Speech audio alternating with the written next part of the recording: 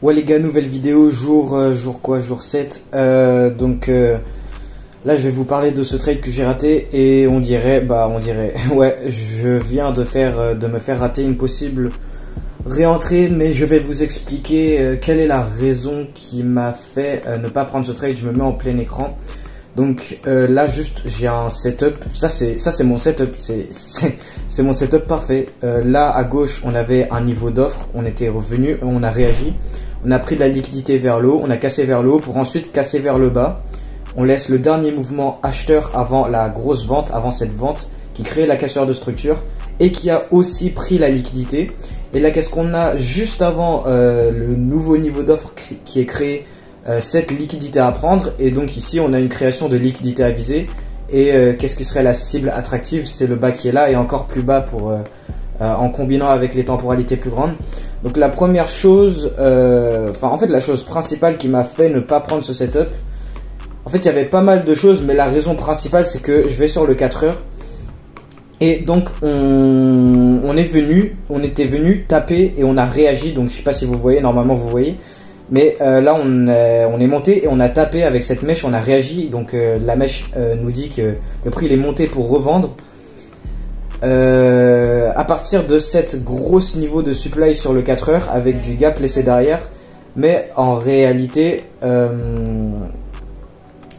ça c'est le raffinement. Parce qu'en fait quand on voit bien ce qui se passe, ça c'est le dernier mouvement acheteur avant la vente, laissant le gros gap, et ça ce gros mouvement baissier du NFP de février. Donc on a vraiment cet achat à venir fermer. Et en fait pour moi qu'est-ce que je vois, c'est juste une petite création de liquidité. Pour moi on va juste continuer cette tendance haussière qui est du coup évidemment un retracement sur les temps plus grands, sur le 1 jour. Parce que ouais là le prix il descend pour remonter, mais on fait tout ça pour revenir dans le niveau de supply qui est là.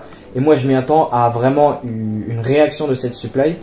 Bon, après on est venu dans le composite block, du coup le mouvement global, le mouvement... Mais en fait les achats qu'on est venu fermer dans cette bougie et cette bougie, c'est pas super. Alors que vraiment le dernier mouvement acheteur, c'est cette bougie là qui a aussi pris la liquidité, qui est au-dessus de ce haut ici, qui est un haut très important, et qui est aussi venu taper dans la supply qui est là derrière. Donc vraiment le raffinement de la zone c'est ça. Et pour moi en vrai ça serait débile. Enfin le composite man pour moi il doit venir fermer ça. Et donc ce niveau de supply on n'est pas venu la fermer. Ok, on s'est arrêté juste avant, mais on est venu dans le mouvement global. Donc pour moi ça aurait été peut-être donc ça serait risqué en fait. Là le setup il est juste parfait, mais sur le 5 minutes le marché il peut faire à peu près ce qu'il veut sur le 5 minutes. Donc ça du coup ça c'est une nouvelle demande qui a été créée. Donc ça ici, ça c'est la réaction, baissière du composite block global, et ça c'est le raffinement de la 4 heures qu'on n'est pas venu toucher. Et qu'est-ce qu'on fait au-dessus de ça? Bah parfait, là comme ça là, au-dessus de tous ces hauts, on recrée de la liquidité.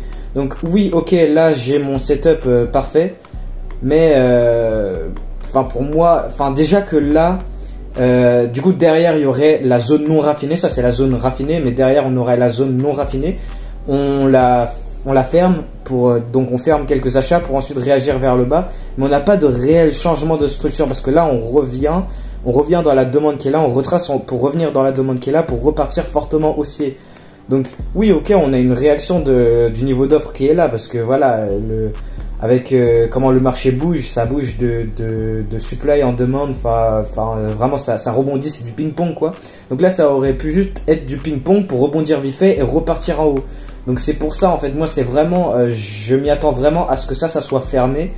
Et puis voilà.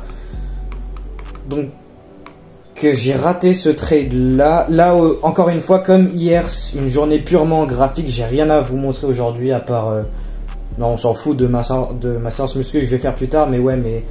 Donc là, vidéo purement graphique, je vais vous expliquer les 2 trades que j'ai ratés, ou même les 3 trades, parce que là, du coup, j'ai raté celui-là.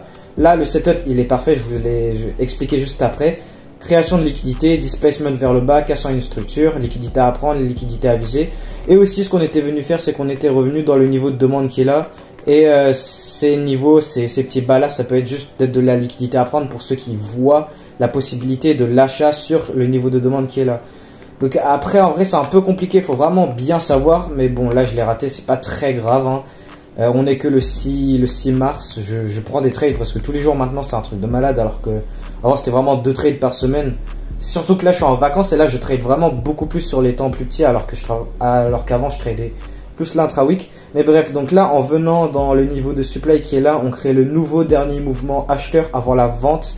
Cette nouvelle displacement durant New York qui crée du coup qui crée la cassure de structure qui aurait été la cible du trade précédent. Là, qu'est-ce qu'on fait? On revient, on ferme le nouveau dernier mouvement acheteur avant la vente qui crée la cassure de structure avec un peu de liquidité à prendre qui serait au-dessus du petit haut qui est là ou juste tout simplement comme ça là. On avait créé un peu de liquidité là. Voilà, là on crée de la liquidité sur ça ici. La mèche, elle vient liquider. Elle vient fermer l'achat avant la vente avec le gap et bam, on réagit fortement à la baisse. Et ça aurait été en S, ça aurait été vraiment un truc de malade. En fait, c'est vraiment, on doit revenir fermer ça. C'est ça le problème, ça me saoule. Pourquoi est-ce qu'on revient pas Bon, en tout cas, j'ai raté ça. Et maintenant, c'est quoi le trade que j'ai placé? Là, c'est que j'avais même pas placé d'ordre limite. Ça, j'étais juste en mode ouais, non, en vrai, c'est risqué. Le setup, il est parfait. Mais enfin, je sais pas, il y a des critères qui invalident mon setup. Donc, je l'ai pas pris. Là, j'ai réellement placé une ordre limite. Et qu'est-ce qui s'était passé? Donc, on avait ce gros niveau de demande derrière sur le 4 heures. Là, on est sur l'euro GBP. On avait ce niveau de derrière de demande sur le 4 heures. On y a réagi avec une mèche vendeuse pour acheter. Et là, on a une séquence de casseurs de structure vers le haut. Une nouvelle tendance haussière en faisant, je sais pas moi, tac, tac, casseur de structure, retracement, nouvelle casseur de structure. Là, on a pris de la liquidité derrière ici, derrière tous les bas qui sont là. Voilà, on a pris de la liquidité pour ensuite faire une nouvelle cassure de structure. Donc là, on a higher high, on a une nouvelle séquence comme une tendance haussière quoi. Après avoir été revenu réagir de la demande qui est derrière ici. Ouais, donc j'avais coupé, j'étais où? Donc ouais, on avait juste récap vite fait de ça sur Euro GBP. On était venu, toucher, réagir vite fait. Vraiment, on n'est pas venu profondément dedans, mais on a réagi d'une demande cachée. Je vais pas aller tout derrière pour vous montrer le truc, mais en tout cas, qu'est-ce qu'on voit? Juste là, on voit une petite tendance haussière avec une séquence de cassure vers le haut. Et là, j'ai mon setup, donc cassure de structure vers le haut, puis une cassure vers le bas qui est en réalité pour prendre masse liquidité pour ensuite recasser vers le haut après avoir accumulé ici. Donc on a accumulé, je vais pas détailler l'accumulation, mais j'ai détecté. Là, on a le dernier mouvement vendeur avant l'achat, laissant derrière un peu de gap qui est venu créer la cassure de structure. En dessous de tous ces bas sous forme de mèche, on devrait avoir un petit peu de liquidité.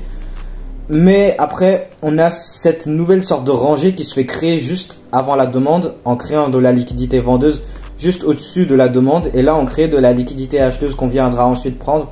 Et bien évidemment, la cible, c'est le nouveau haut expectationnel, non je sais pas, l'order flow attractif quoi, le haut attractif, puisque ça c'est le bas protégé qui a créé la cassure de structure de ce haut qui est faible. Donc notre nouveau haut faible il est là. Donc là voilà, récap du trade juste vite fait. Si je vous montre le setup comme ça sans même savoir ce qu'il y a à gauche, là on a prise de liquidité, cassure de structure, la dernière SND qui crée la cassure de structure. Aussi, j'ai sorti mes Fibonacci de la rangée. On est à peu près à mes niveaux optimales de trade, donc ça va. Liquidité à prendre, liquidité à viser. Et là, vous allez me dire, ouais, pourquoi tu as raté ton entrée? Parce du coup, on est venu fermer la demande. Et là, on a la belle réaction vers le haut pour venir créer la cassure de structure qui était latente, qui est la cassure de structure attractive. Mais pourquoi? Parce qu'en fait, mon RR je prends des RR de minimum 1 pour 3 et sur le truc direct c'était trop petit comme RR, donc et aussi en allant sur le 1 minute on voit plus, moi je voyais plus le prix aller plus bas dans la demande, donc j'ai pris mon trade sur le 50%, j'ai placé mon ordre limite sur le 50% de la demande et ça s'est fait rater et puis voilà quoi. Stop loss de 2 pips et une bonne place de respiration pour si jamais on allait prendre la belle liquidité qui est en dessous, parce que juste avec mon expérience sur le marché, je sais à peu près, j'ai mes raisons, genre avec l'expérience que j'ai jusqu'à maintenant, j'ai vu quelques fois, enfin je sais que des fois on va venir absorber un petit peu la demande ou sur une demande. Dans ce cas-là, sur le 1 minute, j'ai vu le sort de, enfin pas un pattern, mais genre le style de demande là où le prix il a énormément de chances de venir profondément dans la demande. Donc voilà pourquoi j'ai pris une entrée sur le 50%. Et puis voilà, je me suis fait rater ce trade. Ce trade super, juste le trade il est parfait. Et sur GBP USD j'ai raté le trade. Donc voilà, 2 trades ratés. Mon compte propre firme à 5000 du coup, pour ceux qui suivent un peu la chaîne. Mon compte propre firme il est juste à 1R en risquant 0,5 par position. Donc je suis juste là j'ai 0,5% de gain là sur le propre firme. Et ce trade là ça aurait pu me rajouter un petit quelques pourcents de plus. Et pareil sur le GBP. Putain, je suis en train de m'étirer, j'ai super mal au ventre là. Aïe. J'ai super mal au ventre, je vais arrêter la vidéo, en plus elle est un petit peu longue. Donc vidéo pure graphique, au moins juste mes setups, ces 2 setups ils étaient parfaits, c'est comme ça. Moi je vous dis, je suis bon pour être rentable à partir de maintenant là, je suis bon pour être rentable jusqu'à la fin de l'année, enfin pendant toute l'année quoi.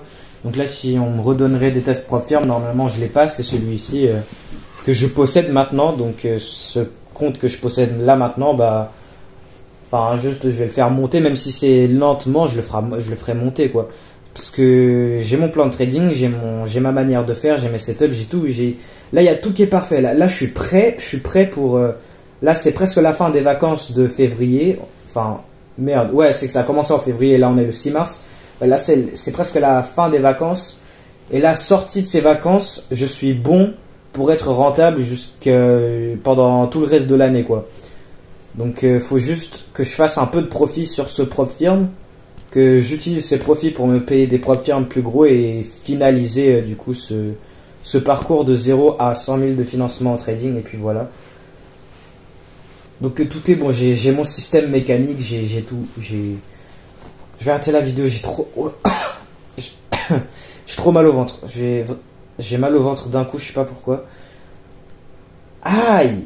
Wesh. Ok, bon. Vidéo pure graphique. Je vous vois demain pour jour 8. Et puis voilà, dites-moi un peu dans les commentaires ce que vous voulez voir à part du graphique. Parce que... Voilà, dans les vidéos avant, on voyait ma gueule et tout. Là, c'est vraiment du pur graphique. C'est juste pour vous expliquer les trades du jour. Donc là, on est que 14h50. Mais va pas y avoir d'autres trades aujourd'hui, ça c'est sûr. Puis voilà. Dommage pour ces trades ratés, il y en aura bien d'autres, on n'est que le 6, donc il y en aura bien plus. Donc moi je dis au prochain et voilà, à demain.